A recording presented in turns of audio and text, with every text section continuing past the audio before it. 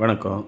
இந்த வீடியோவில் இப்போ நீங்கள் பார்த்துக்கிட்டு இருக்கிறது ஒரு 5 ஹெச்பி பம்பு 200 அடி ஆழத்தில் வச்சுருக்குறோம். 2 இன்ச்சு டெலிவரி கொடுத்துருக்குறோம்.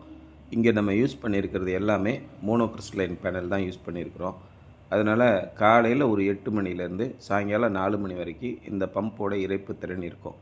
சோலார் பம்பிங் அப்படின்னாலே நைட்டு நேரத்தில் நம்ம பயன்படுத்த முடியாது. நிறைய பேர் சோலார் பம்பை வச்சு நம்ம நைட்டு நேரம் ஓட்ட முடியுமா, அதில் பேட்ரி கனெக்ஷன் கொடுக்க முடியுமா, இது மாதிரி பகலில் கிடைக்கக்கூடிய சோலார் பேனல்லேருந்து வரக்கூடிய மின்சாரத்தை பேட்டரியில் ஸ்டோர் பண்ணி நைட்டு நேரத்தில் யூஸ் பண்ணால் என்ன, அப்படிலாம் நிறைய பேர் கேட்குறாங்க. அந்த மாதிரி நம்ம பேட்டரியில் ஸ்டோர் பண்ணி பம்பை ஓட்டக்கூடிய டெக்னாலஜிலாம் இருக்குது.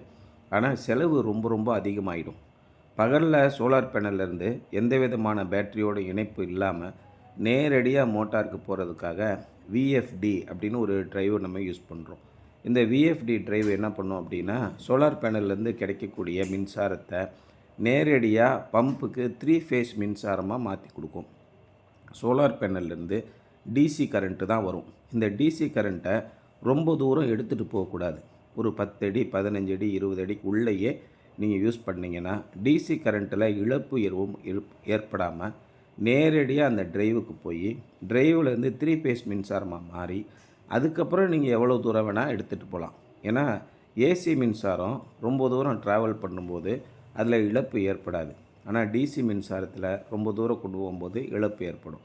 அதனால தான் இந்த இடத்துல பேனலுக்கு அடியிலேயே இந்த சோலார் பேனல்களுக்கு ஒரு 8 அடி 10 அடி உயரத்தில் நாங்கள் ஸ்ட்ரக்சர் அமைச்சு கொடுத்துருக்குறோம். இதுக்கு கீழே நாங்கள் சோலார் டிரைவை வச்சுருக்குறோம். இதை சுற்றி நீங்கள் செவரு கட்டிட்டீங்க அப்படின்னா இது ஒரு ரூமாகவே ஒரு 20 அடிக்கு 10 அடி 200 ஸ்கொயர் ஃபீட்டு உள்ள ஒரு ரூமாக போயிடும்.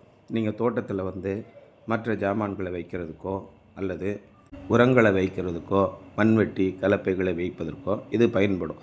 இந்த மாதிரி சோலார் பிளேட்டை நம்ம அமைச்சு கொடுத்துருக்கோம். அதே மாதிரி பக்கத்திலேயே சேஃப்டிக்கு ஒரு லைட்னிங் அரெஸ்ட்ரு அதுக்குன்னு டெடிக்கேட்டடாக ரியல் எர்த்து கெமிக்கல் கொடுத்து, அதே மாதிரி ஒரு எர்த்து பிட்டு சேம்பர், காலில் எதுவும் இடிச்சிடக்கூடாது, அது மாதிரி எர்த்து பிட்டு சேம்பர் கொடுத்து நீட்டாக வயரிங் பண்ணி 150 அடிக்கு மேலே போனால் இந்த சோக் யூஸ் பண்ணணும்.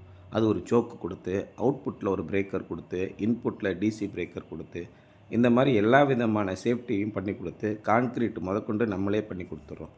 இது மாதிரி கம்ப்ளீட்டாக ஒரு சோலார் பம்பிங் சிஸ்டம் நம்ம மன்னார்குடியில் இப்போ பண்ணி கொடுத்துருக்குறோம். இது ரொம்ப யூஸ்ஃபுல்லாக இருக்குது. ஒரு பம்ப்லேருந்து இறக்கக்கூடிய திறன் இப்போ இந்த இடத்துல 5 ஹெச்பி இருக்குது. இந்த 5 ஹெச்பி ஒரு 2 ஏக்கர்லேருந்து 3 ஏக்கருக்கு தாராளமாக இருக்கும்.